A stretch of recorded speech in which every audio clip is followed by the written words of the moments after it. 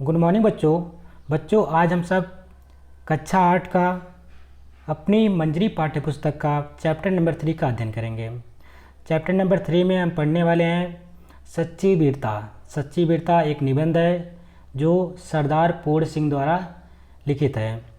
तो बच्चों आप लोग अपना कॉपी और पेन निकाल लीजिए। जो लास्ट में आपसे कुछ प्रश्न पूछे जाएंगे इस निबंध से रिलेटेड, जिसको आपको अपनी कॉपी में नोट करना है और उसका जो आप क्वेश्चन आंसर होगा आपको यहाँ पे करके दिखाया भी जाएगा। तो सिर्फ उसको आपको नोट करना है। नोट करने के पश्चात आपको उसको याद भी कर लेना है।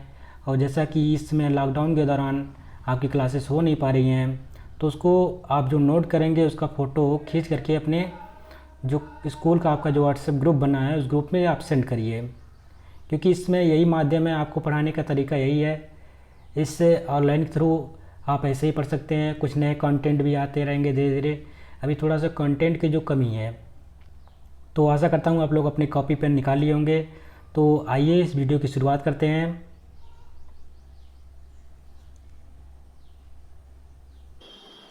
सच्ची वीरता। सच्ची वीरता सरदार पूर्ण सिंह द्वारा लिखे गए इस निबंध में सच्चे वीर पुरुषों के धैर्य, साहस और स्वाभिमान जैसे गुणों पर प्रकाश डालते हुए बताया गया है कि वीर पुरुष प्रत्येक दशा में सच्चाई का साथ देते हैं।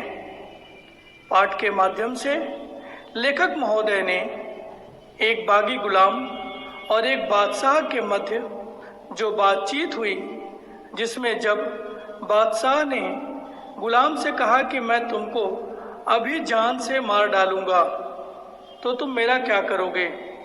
गुलाम ने जवाब दिया, मैं तब भी तुम्हारा अपमान कर सकता हूँ। गुलाम का यह जवाब उन राजाओं के लिए उत्तर था जो राजा अयोग्य होते हुए झूठी शान के आधार पर कायरों को डरा कर रखते थे।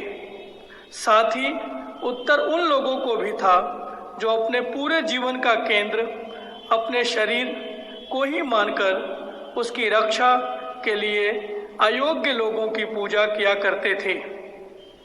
लेखक ने अपने निबंध में महाराजा रणजीत सिंह के वीरता को शामिल किया है। महाराजा रणजीत सिंह शेरे पंजाब के नाम से प्रसिद्ध हैं। महाराजा रणजीत एक ऐसे व्यक्ति थे जिन्होंने अपने जीते जी अंग्रेजों को अपने साम्राज्य के पास फटकने नहीं दिया। एक बार पेशावर शहर में हजारों की संख्या में लुटेरे घुस गए।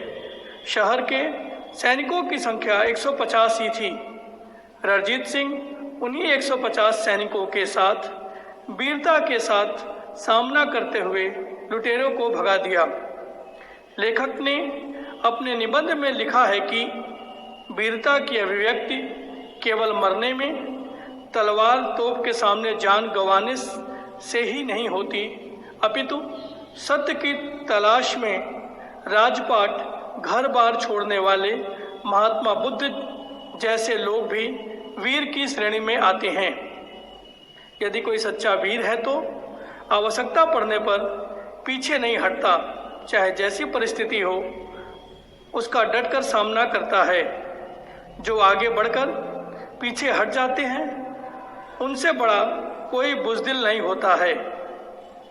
लेखक ने निबंध में लिखा है कि वीर किसी कारखाना में पैदा नहीं होते, ये जीवन में अपने किए गए कार्यों द्वारा खुद ब खुद समक्ष खड़े हो जाते हैं। जब हम कभी वीरों की कहानी सुनते हैं तब हमारे अंदर वीरता हिलोरे मारने लगती हैं, परंतु प्रायः यह वीरता स्थायी नहीं होता। लेखक ने निबंध के अंत में लिखा है कि बाहर की सतह को छोड़कर जीवन की तहों में घुसो, तब नए रंग खिलेंगे। अर्थात मनुष्य को बाहरी आडंबर से मुक्त जीवन के वास्तविक सत्य को अपनाना चाहिए। जो बीच राह में बैठ गए वो बैठे ही रह जाएंगे, जो लगातार चलते रहते निश्चित ही मंजिल पाते हैं। जो सच्ची वीरता निबंध है उसको पढ़ा और उसके बारे में कुछ जानकारी भी ली। तो आइए उससे रिलेटेड कुछ प्रश्न ऐसे होते हैं जो उसको अपनी कॉपी में नोट करना होता है। तो सबसे पहले एक महत्वपूर्ण आपके सामने गद्यांश है, जिसके गद्यांश का आपको संदर्भ सहित व्याख्या करना है। जैसे कि हम पहले वीडियो से बताते आ रहे हैं, जो गद्यांश, जब किसी चीज़ का, किसी गद्यांश का हम व्याख्या करते हैं, सबसे पहले आप जान लीजिए गद्यांश होता क्या है। जिसमें कहानी और निबंध आते हैं उसको हम बोलते हैं गद्यांश, जिसमें कविता आती है उसको बोलते हैं पद्यांश। तो ये आपको हमेशा क्लियर होना चाहिए, पद्यांश किसको बोलेंगे और गद्यांश किसको बोलेंगे। तो यहाँ पे एक गद्यांश दिया गया है कि महत्वपूर्ण गद्यांश है, उसका हमें संदर्भ सहित व्याख्या करना है। 3 चीज़ें हमको संदर्भ सहित व्याख्या में क्या करते हैं, पहला तो हम संदर्भ डालते हैं, हेडिंग संदर्भ लिखते हैं। दूसरा हमारा हेडिंग होता है प्रसंग, प्रसंग लिखते हैं। फिर उसके बाद तीसरा हमारा हेडिंग होता है भावार्थ या व्याख्या। तो आइए एक यहाँ पे देख रहे हैं, एक गद्यांश दिया है, जो गद्यांश स्टार्ट होता है सत्य की सदा जीत, और इसका जो लास्ट शब्द है उसका नाम वो है विजय होती है। तो इसमें इस जो गद्यांश है इसका हमको संदर्भ सहित व्याख्या इस प्रकार से करेंगे। तो सबसे पहले हमने बताया जैसे कि हेडिंग डाल लिया आप संदर्भ, संदर्भ में हम लिखेंगे जो ये प्रस्तुत गद्यांश है, जो हमें 3 बातों को हमेशा ध्यान में रखना होता है गद्यांश में लिखने से पहले। ये किस पुस्तक से लिया गया है, पुस्तक का नाम, कौन लिखा है, और उस पाठ का नाम, यानी कि पाठ हमको लिखना ज़रूरी होता है, पुस्तक का नाम लिखना ज़रूरी होता है, और इस पाठ को लिखा किसने है, सच्ची वीरता को लिखा किसने है, उसका नाम। 3 चीज़ हमको हमेशा ध्यान में रखना होता है। तो 3 चीज़ जरूर अपने संदर्भ में रहना चाहिए, इसी पे आपको नंबर मिलते हैं। तो हम लिखेंगे जो प्रस्तुत गद्यांश हमारी पाठ्य पुस्तक मंजरी के सरदार पूर्ण सिंह द्वारा लिखित निबंध, चूँकि ये निबंध है इसलिए हम यहाँ पे निबंध भी लिखेंगे, निबंध सच्ची वीरता नामक पाठ से लिया गया है। ये आपका यहाँ पे संदर्भ कंप्लीट होता है। अब अगला हेडिंग आपको पड़ेगा प्रसंग, प्रसंग में लिखेंगे प्रस्तुत गद्यांश में लेखक ने सच्चे वीर के गुणों का वर्णन किया है। तो पद्यांश में हम उस पैराग्राफ में जो मेन पॉइंट होता है, उस किस पे ज़्यादा फोकस किया गया है, किस बात को ज़्यादा जोर दिया गया है, उसको 1-2 लाइन में लिख के बताते हैं कि जो लेखक था किस पे ज़्यादा, यानी कि सच्चे वीरों के गुणों के बारे में यहाँ पे दर्शाया गया है, तो हम उसके गुणों के बारे में ही लिखेंगे। तो यही हम लिख करके, और जो व्याख्या करते हैं तो उसके जो गुण दिखाए गए कौन कौन से गुण हैं उसको हम पूरा डिटेल में लिखते हैं। यही होता है आपका व्याख्या। थोड़ा सा बढ़ा चढ़ा के लिखना, थोड़ा सा अपने मन से उसको अपनी लैंग्वेज में लिखना, अपनी भाषा में लिखना, यही आपका व्याख्या होता है। अब अगली हेडिंग पड़ेगी, अगली हेडिंग में लिखेंगे व्याख्या। व्याख्या में क्या लिखना होता है, हमने जैसे बताया कि थोड़ा से उसी पद्यांश को थोड़ा से अपनी लैंग्वेज में थोड़ा समझा के लिखना ही क्या कहलाता है आपका व्याख्या। तो व्याख्या में लिखेंगे जैसे कि जो आपका पद्यांश है उसमें लिखेंगे सच्चे वीर की सत्य के कारण सदा जीत होती है। अगर सच्चा जो वीर होता है, अगर सत्य राह पे चलता है तो उसकी सदा जीत होती है। पवित्रता और सबके लिए प्रेम रखने के कारण उसकी विजय निश्चित होती है। सच्चे वीर यह अच्छी प्रकार जानते हैं कि इस संसार का आधार धर्म और आध्यात्मिक नियम ही है। इन्हें अपनाकर आगे बढ़ने वाले लोग वीर हमेशा विजय प्राप्त करते आते हैं। तो ये पहले पद्यांश हुआ जिसका आपने संदर्भ सहित व्याख्या सीखा। कुछ और पद्यांश एक और हम देख लेते हैं। इसमें दूसरा पद्यांश है जब हम कभी खिलेंगे, यहाँ पे दिया गया दूसरा पद्यांश, जब हम कभी खिलेंगे, यहाँ से रंग खिलेंगे। इसका पद्यांश का जो आपके अपने पाठ्यपुस्तक को निकाल खोल लीजिएगा, वहाँ पे देख लीजिएगा कौन सा पाठ्यपुस्तक का कौन सा पद्यांश है, ठीक है। अब इसका क्योंकि प्रसंग और उसी चैप्टर से लिया गया है और वही लेखक हैं, और क्या नाम है कि जो चैप्टर का नाम लिख दिया, पाठ का नाम लिख दिया और लेखक का नाम, यानी कि आपका संदर्भ वही सेम हो जाएगा।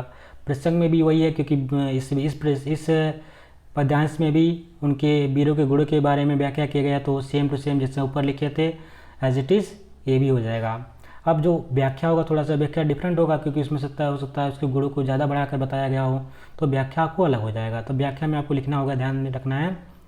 जो यहाँ पे व्याख्या लिखेंगे उसमें लिखेंगे लेखक ने वीरता के प्रभाव के विषय में बताया है। लेखक ने वीरता के प्रभाव के विषय में बताया है। जब किसी भी वीर पुरुष की वीरता का वर्णन सुनते हैं तो शरीर में लहरें उठती हैं और तन रोमांचित होता है, लेकिन दिखावे के कारण यह प्रभाव देर तक नहीं रह पाता क्योंकि हमें सचमुच वीर नहीं बनना चाहते हैं। सॉरी, यहाँ पे लिख लीजिए आप, हमें से लेकर के हम लिख लीजिए, क्योंकि थोड़ा सा सेंटेंस अलग हो रहा है। तो यहाँ पे लिख लीजिए, क्योंकि हम सचमुच वीर नहीं बनना चाहते हैं। टीन के बर्तन का स्वभाव छोड़कर हमें सच्चाई के रास्ते पर दृढ़ हो जाना चाहिए। हमें जीवन की गहराई में घुसकर नए रंग खिलाने चाहिए। तो इस प्रश्न का ये आपका व्याख्या हुआ है। उसके बाद हम कुछ प्रश्न उत्तर भी सब्जेक्ट से करेंगे। इस पार्ट से हम कुछ प्रश्न उत्तर भी करेंगे, जिसमें कुछ यहाँ पे प्रश्न दिएंगे जिसके उत्तर आपको अपनी कॉपी में लिखना है, और यहाँ पे उत्तर बताया भी जाएगा आपको। तो सिर्फ आपको नोट डाउन करना अपनी कॉपी में। तो देखते हैं सबसे पहला प्रश्न क्या है। पहला प्रश्न है, किसी भी साहसपूर्ण कार्य को बहादुरी से करना वीरता कहलाती है। सोचिए और लिखिए कि आपके आसपास घटने वाली वे कौन कौन सी स्थितियां हो सकती हैं जिसमें आप बहादुरी का परिचय दे सकते हैं। तो ये प्रश्न पूछा गया है कि किसी भी साहसपूर्ण कार्य को बहादुरी से करना क्या कहलाता है, वीरता कहलाती है। तो आपको सोचना है और लिखना है कि आपके आसपास घटने वाली ऐसी कौन कौन सी स्थितियां हैं जिसमें आप अपनी बहादुरी का परिचय दे सकते हैं। कुछ बहुत सी होती हैं, कभी कभी आपने लड़ाई किया होगा, जाकर दो बीचों में छुड़ा दिया होगा, तो उस भी एक तरीके से वो भी बहादुरी होता है। या कोई भी अच्छा काम कर देना, किसी की मदद कर देना, वो असहाय है, तो अभी एक तरीके से बहादुरी कहलाता है। तो आपने कभी ऐसा किया है तो उसको अपनी आप ही में अपने लैंग्वेज में लिख सकते हैं। आपका आंसर तब भी श्योर माना जाएगा, सही माना जाएगा। और अगर अपने जीवन काल में जो भी घटित हुआ उसको अगर लिख देंगे तो आपका यहाँ पे आंसर सही होगा। तो अब यहाँ पे इस कविता के हिसाब से, इस निबंध के हिसाब से यहाँ पे उत्तर हम देंगे। तो इसमें लिखेंगे उत्तर में, भयंकर आग लगने पर अपने पास भी देखते हो कभी कभी अपने गांव में आग लग जाती है कि तो क्या करते हैं आप, दौड़ करके उस आग को बुझाने की कोशिश करते हैं। तो वहाँ पे आपकी सच्ची वीरता भी दिखाई देती है कि हमने वीर पुरुष हैं, आपने वहाँ पे छोड़ के भागे नहीं हैं। देखते हैं कभी खेतों में लग जाती है। तो ऐसे चीज़ों में आप जो बहादुरी दिखाते हैं तो आप क्या कहलाते हैं, सच्चे वीर कहलाते हैं। तो यहाँ पहले वही चीज़ आपको अपनी कॉपी, अपनी लैंग्वेज में, अपनी आंसर में लिख देना है। तो लिखेंगे, भयंकर आग लगने पर साथियों के साथ बाल्टियों में पानी लेकर आग बुझाने की कोशिश करेंगे। जले हुए लोगों को प्राथमिक चिकित्सालय दिलाएंगे। बाढ़ की स्थिति में तैरकर लोगों के जीवन रक्षा करने की कोशिश करेंगे। आप देखते होंगे अक्सर बरसातों में नदियों में बाढ़ आ जाते हैं, तो कुछ से छोटे छोटे जानवर भी होते हैं जिस पानियों में गिर जाते हैं। कभी आपने देखा कुएँ में भी कुछ बच्चे गिर जाते हैं, ऐसे मतलब कुत्ते के बच्चे होते हैं, पिल्ले होते हैं, वो भी कभी गिर जाते हैं। तो कभी कभी आप हो सकता है ना हुआ हो, तो आप कभी कुएं में जा कर के उसको निकाल के लेकर आते हैं, तो वहाँ पर भी आप क्या कहलाते हैं, सच्चे वीर कहलाते हैं, एक बहादुर इंसान कहलाते हैं। तो इस प्रकार की आपने घटना कभी जीवन काल में हुई तो उसको आप लिख सकते हैं। अगला प्रश्न है बच्चों, विचार और कल्पना। अब तो इसमें पहला प्रश्न है, वीर पुरुष की तुलना बरसने वाले बादल से और कायर पुरुष की तुलना गरजने वाले बादल से क्यों की गई है। इस निबंध में जो वीर पुरुष होते हैं कैसे होते हैं, वो बरसने वाले बादल होते हैं, जबकि जो कायर पुरुष होते हैं वो गरजने वाले बादल होते हैं। इसको हमें स्पष्ट करना है, इसको हमें आंसर लिखना है। तो उसको उत्तर में बच्चों इस प्रकार हम लिखेंगे कि वीर पुरुष बरसने वाले बादल होते हैं जो मूसलाधार वर्षा करते हैं, अर्थात सभी का कल्याण करते हैं। और कायर पुरुष करते कुछ नहीं है, सिर्फ क्या करते हैं, भाषण देते हैं, अर्थात गरजने वाले होते हैं। तो यही आपको लिखना है कि जो वीर पुरुष होते हैं वो क्या करते हैं, वो ज़्यादा बातें नहीं करते हैं, क्या करते हैं, जो भी अपना काम करना कर जाते हैं। जबकि जो कायर पुरुष होते हैं वो जैसे बादल नहीं कहते हैं, जब कोई गड़गड़ाहट ज़्यादा होती है तो बारिश नहीं होती है, लेकिन जब गड़गड़ाहट ज़्यादा नहीं होती है तो बारिश बहुत तेज़ होती है, मूसलाधार बारिश होती है। इसी प्रकार यहाँ पे वीर पुरुष और कायर पुरुष की तुलना बादल से की गई है। इसको अपने आप लैंग्वेज में लिखेंगे। अगला प्रश्न है बच्चों, प्रश्न नंबर 2। यहाँ पूछा गया है, सच्चा वीर बनने के लिए आप अपने भीतर किन गुणों को विकसित करेंगे। अगर आपको सच्चा वीर बनना है तो आपके अपने अंदर किन किन गुणों को विकसित करने की आवश्यकता होती है, इसको अपनी शब्दों में लिखना है।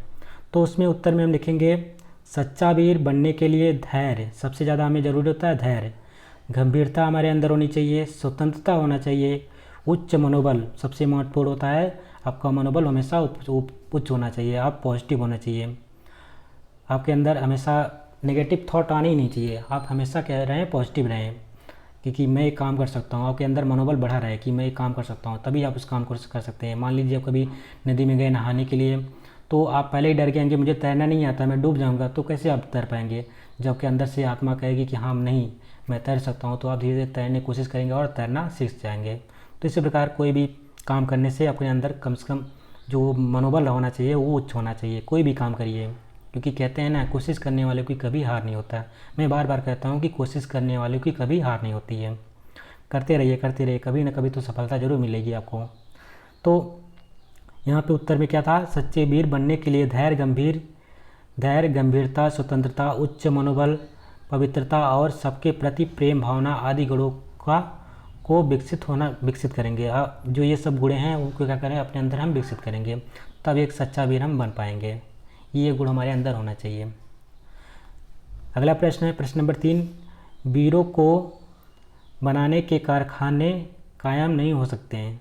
आप इस बात से सहमत हैं या असहमत, कारण सहित स्पष्ट करें। अब बच्चों यहाँ पे एक प्रश्न किया गया है, जो वीरों के बनाने के कारखाने कायम नहीं हो सकते हैं, आप इस बात से सहमत है या असहमत, इसको हमें कारण सहित स्पष्ट करना है। तो उत्तर में हम लिखेंगे, यहाँ पे आपका उत्तर स्टार्ट होता है, वीरों को बनाने के कारखाने कायम नहीं हो सकते हैं, मैं इस बात से पूर्ण सहमत हूँ। ठीक है, इस बात से पूर्ण सहमत हूँ, क्योंकि वीरता एक स्वाभाविक गुण है, यह मनुष्य में अपने आप होती है, किसी को प्रशिक्षित देकर वीर नहीं बनाया जा सकता है। अगर आपको अपने अंदर से, अगर आप नहीं वीर बनना चाहते हैं, आपके अंदर अपने अंदर वो गुण नहीं लाना चाहते हैं, अपने अंदर के प्रेम भाव नहीं जगाना चाहते हैं, आप अपने अंदर के जो मनोबल होता है उसको नहीं बढ़ाना चाहते हैं, तो आपको फोर्स करके ये सब नहीं करवा सकता आपसे। इसलिए आप कोई कारखाना नहीं होता है जिसमें जाकर आपको भेज दिया जाएगा कि आप वीर बन जाइए, तो ऐसा नहीं हो सकता है। जब तक आपके अंदर से नहीं आत्मा कहेगी, आपके अंदर से आपका इनर सोल नहीं बोलेगा कि आप वीर बनिए, आप मतलब कि प्रेमी बनिए, मतलब कि एक तरीके से किसी के जीव जंतु को प्रेम करिए, साथ ही साथ सहायता करिए, तो इस प्रकार आप जब तक आपके अंदर से भावना नहीं आएगी तो आपको कोई वीर नहीं बना सकता है। तो यही चीज़ इस उत्तर में आपको लिखना होता है। तो जैसा कि यहाँ पे बताया गया है अभी, इससे मैं पूर्णतः सहमत हूँ, क्योंकि वीरता एक स्वाभाविक गुण है, या मनुष्य में अपने आप होती है, किसी को प्रशिक्षण देकर वीर नहीं बनाया जा सकता है। वीरता के गुण किसी में भरे नहीं जा सकते हैं, वे उनमें मौजूद होते हैं। यानी कि जो वीरता के गुण होते हैं किसी में हम ठूस नहीं सकते, किसी को भर नहीं सकते कि आप वीर बन जाइए, मैं आपको बोल दूँ कि आप वीर बन जाइए, तो ऐसा नहीं हो सकता है, वो स्वाभाविक होता है। तो यही आपको अपनी शब्दों में लिखना है। अगला प्रश्न है, तो यहाँ पे पूछा गया है प्रश्न नंबर 2 में, लेखक के अनुसार दुनिया किस पर खड़ी है। तो यहाँ पे हमें लिखना है, पे 4 ऑप्शन दिए हैं। तो पूछा गया, जो लेखक ने यहाँ पे पूछा है, जो दुनिया किस पर खड़ी है, तो यहाँ पे 4 ऑप्शन के हिसाब से हमको आंसर देना है। तो पहला यहाँ पे ऑप्शन जो है आपका धन और दौलत पे। तो यानी धन और दौलत पे दुनिया तो खड़ी हो नहीं सकती है, केवल अगर किसी के पास धन और दौलत हो तो वो क्या दुनिया उसी के बदौलत खड़ी रहेगी क्या। जब मान लीजिए किसी को बहुत ज़्यादा धन दौलत हो, क्या वो मतलब अगर खेती नहीं कर रहा है तो कहाँ से अन्न कहाँ से उगाएगा, तो इस पर तो डिपेंड नहीं करेगा। सेकंड है ज्ञान और पांडित्य पे। तो किसी को बहुत ज़्यादा ज्ञान हो जाए तो क्या ज्ञान से दुनिया उसी से सिर्फ ज्ञान ही से खड़ी रहेगी, तो ये भी तो एक तरीके से नहीं है। हिंसा और अत्याचार से, क्या कोई बहुत ज़्यादा हिंसक बन जाए, अत्याचारी बन जाए, क्या उससे दुनिया खड़ी रहेगी। जैसे कि आपने सुना होगा नॉर्थ कोरिया का तानाशाह, इस प्रकार के हिंसक होते हैं, हिटलर का नाम सुना होगा, तो क्या उससे दुनिया खड़ी रहती है, कभी भी नहीं ऐसा हो सकता है। आपका चौथा ऑप्शन है कि धर्म और अटल आध्यात्मिक नियमों पर। तो धर्म और अटल आध्यात्मिक नियम होते हैं, इसी पे जो दुनिया होती है पूरी खड़ी रहती है। यानी कि इसका आपका आंसर हो जाएगा ऑप्शन नंबर घ, यही आपको उत्तर में लिखना होगा। अगला प्रश्न देखते हैं। अगला प्रश्न क्या पूछा गया है, अपने अंदर की वीरता को जगाने के लिए हमें क्या करना चाहिए। उपयुक्त कथन का सही निष्का चिन्ह लगाइए और चिन्ह लगा करके उसको उत्तर दीजिए। तो यहाँ पे 4 ऑप्शन दिए हैं, हथियारों को एकत्र करना चाहिए, वाद विवाद करना चाहिए, सच्चाई की चट्टान पर दृढ़ता से खड़ा होना चाहिए, या झूठी बातें करनी चाहिए। तो इसका आंसर हो जाएगा, अपने अंदर की वीरता को जगाने के लिए हमें क्या करना चाहिए, सच्चाई की चट्टान पर दृढ़ता के साथ खड़ा होना चाहिए। यानी कि ऑप्शन नंबर ग सही हो जाएगा, इसको अपने उत्तर में लिख लेंगे। अगला प्रश्न पूछा गया है, सच्चे वीर पुरुष में कौन कौन से गुण होते हैं? तो सच्चे वीर पुरुष में अभी भी आपने देखा, सच्चे वीर पुरुष में कौन कौन से गुण होते हैं? धैर्य होता है, उनके अंदर गंभीरता होती है, स्वाभिमान होता है, साहस होता है, आदि गुण होते हैं। उनमें उच्च मनोबल, पवित्रता और सबके प्रति प्रेम की भावना होती है। तो ये इंपॉर्टेंट क्वेश्चन है, इसको आप नोट कर लीजिएगा, ये आपसे पूछा भी सकता है आपके पेपर में। अगला प्रश्न है प्रश्न नंबर 5, बादशाह द्वारा जान से मारने की धमकी देने पर गुलाम ने क्यों कहा, क्या कहा? तो उसमें लिखेंगे गुलाम ने फांसी पर चढ़ जाने और बादशाह का तिरस्कार करने की बात कही। ठीक है। अगला प्रश्न है प्रश्न नंबर 6, शरीर पर ज़रा जोर से हाथ लगाने पर लोग डर के मारे अधभरे क्यों हो जाते हैं? तो लिखेंगे लोग शरीर के जीवन का केंद्र मानते हैं, इस कारण शरीर रक्षा के निमित्त लोग डर के मारे अधमरे हो जाते हैं। लेखक ने वीरों को देवदार के वृक्ष के समान क्यों कहा? तो इसका उत्तर लिखेंगे जो लेखक ने वीरों को देवदार के वृक्ष के समान इसलिए कहा कि वीर पुरुष देवदार की तरह स्वयं पैदा होते हैं और अपने सहारे मजबूत बनकर दूसरों के काम आते हैं, अर्थात वीर पुरुष भी देवदार की तरह बहुत उपयोगी हैं। जो देवदार का वृक्ष होता है वो क्या होता है? स्वयं उगता है और दूसरों की एक तरीके से मदद करता है। स्वयं उसी प्रकार के होते हैं वीर पुरुष जो होते हैं, वो भी क्या होते हैं?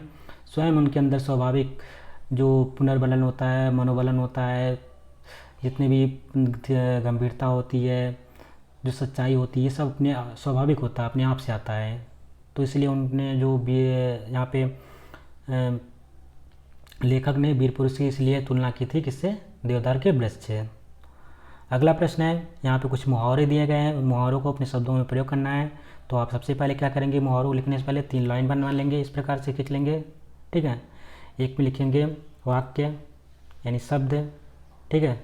इसमें एक शब्द लिखेंगे, कौन कौन से वाक्य शब्द हैं, फिर क्या उसका अर्थ, वाक्य अर्थ लिखेंगे इसमें एक में। दूसरे में लिखेंगे शब्द वाक्य का अपने शब्दों में प्रयोग, वाक्य का शब्दों में प्रयोग। तो इस प्रकार 3 आप बना लेंगे। 3 बनाने के बाद सबसे पहले लिखेंगे यहाँ पे कौन कौन से दिए गए हैं। पहला है डर से अधमरा होना। तो डर से अधमरा होने का मतलब होता है अधिक डर जाना। इसका अर्थ में लिखेंगे शब्द में, मतलब कि वाक्य में आपका लिखेंगे वाक्य, तो वाक्य में लिखेंगे डर से अधमरा होना पहली लाइन में, पहला जो आपका वो कॉलम होगा। दूसरे कॉलम में लिखेंगे जो अर्थ उसका लिखना है, अर्थ इसमें लिखेंगे अधिक डर जाना। जबकि वाक्य में प्रयोग जो लिखेंगे उसको इस प्रकार लिखेंगे सांप को सामने देखकर सीमा डर के मारे अधमरी हो गई। सेकंड जो आपका मुहावरा है उसका मतलब दूसरा लिखेंगे यहाँ पे नंबर 1 पहला था, दूसरा नंबर यहाँ पे डालेंगे। फिर यहाँ लिखेंगे छाती ठोक कर आगे बढ़ना, यानी कि उसका जो अर्थ हो जाएगा, अर्थ में लिखेंगे हिम्मत दिखाना। और उसका अपने वाक्य में प्रयोग कैसे करेंगे? तो लिखेंगे आतंकवादी को भागता देखकर सुरक्षाकर्मी छाती ठोक कर आगे बढ़ा। अगला मुहावरा है तीसरा नंबर, रास्ता साफ होना, यानी इसका अर्थ जो होता है अर्थ में लिखेंगे रुकावट ना होना, रुकावट ना होना। और उसका जो वाक्य में प्रयोग करेंगे तो वाक्य का प्रयोग यह है कि रास्ता साफ हो जाने पर रेलगाड़ियाँ लंबा चक्कर छोड़कर अपने नियत पथ पर चलने लगी, यानी कि जो रेलगाड़ियाँ थीं वो लंबा चक्कर छोड़ करके अपने नियत पथ पर चलने लगी। अगला मुहावरा है रंग चढ़ना, यानी कि इसका अर्थ हो जाएगा असर होना। रंग चढ़ने का मतलब होता है, इसका अर्थ होता है असर होना। तो इसका जो अपने वाक्य में प्रयोग करेंगे, वीर पुरुष को देखकर वीरता का रंग चढ़ना स्वाभाविक है। अगला मुहावरा है तो अगले मुहावरे में है दिल को बांध देना, यानी इसका अर्थ होता है दिल काबू कर लेना। गांधी जी ने अपने सर्वधर्म समभाव से लोगों के दिलों को बांध लिया था। तो बच्चों ये आपका ये जो निबंध था यहीं पे ख़त्म होता है। आपने प्रश्न उत्तर भी देखे हैं, भावार्थ भी देखे हैं, जो गद्यांश का संदर्भ से व्याख्या भी देखा। अब इसको क्या करेंगे, अपनी कॉपी में सबको नोट कर लेंगे। नोट करने के बाद आपको उसका फ़ोटो खींच करके अपने कॉलेज के स्कूल के व्हाट्सएप ग्रुप में सेंड करेंगे। तो वहाँ पे आपके टीचर उसको चेक करेंगे, चेक करने के बाद पुनः आपको वो रिसेंड कर देंगे। ठीक है। तो बहुत बहुत धन्यवाद आपको ये वीडियो को देखने के लिए। कल मिलते हैं एक नए वीडियो के साथ।